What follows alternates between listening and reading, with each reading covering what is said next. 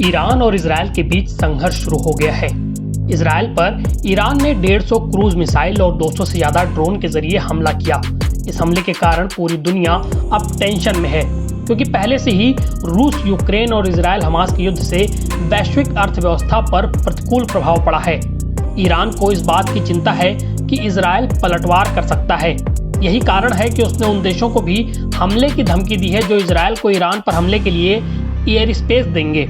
लेकिन यह युद्ध सिर्फ मिडिल ईस्ट तक ही सीमित नहीं रहने वाला। भारत का भी बहुत कुछ दांव पर लगा है। सबसे पहले यह नया संघर्ष पूरे मध्य पूर्व को अस्थिर कर देगा, जिसका सीधा असर भारत पर पड़ना तय है।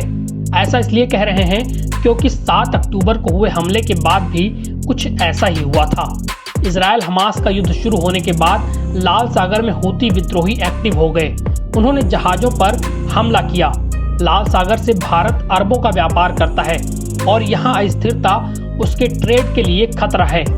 इसके अलावा अगर मिडिल ईस्ट में संघर्ष चलता रहा तो India middle east Europe economic corridor के काम में देरी होगी। भारत के मध्य पूर्व में विशेषकर यूएई और सऊदी के साथ घनिष्ठ आर्थिक संबंध हैं। तेल जैसी जरूरी चीजों को भारत यहाँ से आयात करता है और इन देशों से अरबों डॉलर के निवेश की उम्मीद भी करता है।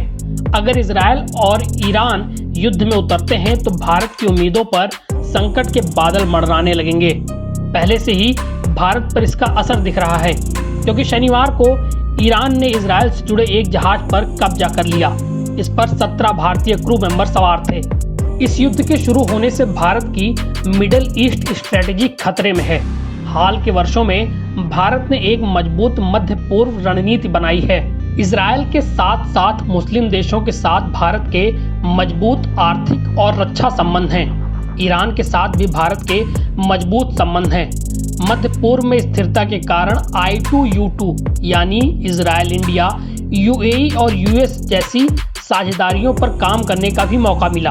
लेकिन इजरायल हमास युद्ध के बाद भारत को बैलेंस बनाने में मुश्किलें आ रही हैं, क्योंकि नई दिल्ली किसी एक का पक्ष नहीं लेना चाहता। इससे भारत की मध्य पूर्व नीति भी खतरे में आ जाएगी।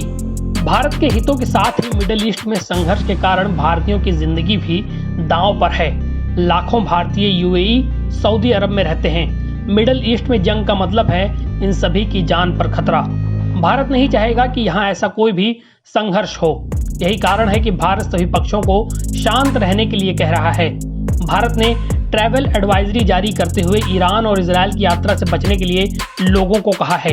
इसके अलावा भारत ने हमले के बाद रविवार को कहा कि वह इजरायल और ईरान के बीच बढ़ते संघर्ष को लेकर चिंतित है। साथ ही उसने संयम बरतने की भी बात कही। हालांकि भारत पर इस तनाव से क्या प्रभाव पड़ेगा वो इस बात पर निर्भर करता है कि आखिर ईरान और इजरायल इस संघर्ष को कहां तक ले जाते हैं। NBT ऑनलाइन की रिपोर्ट।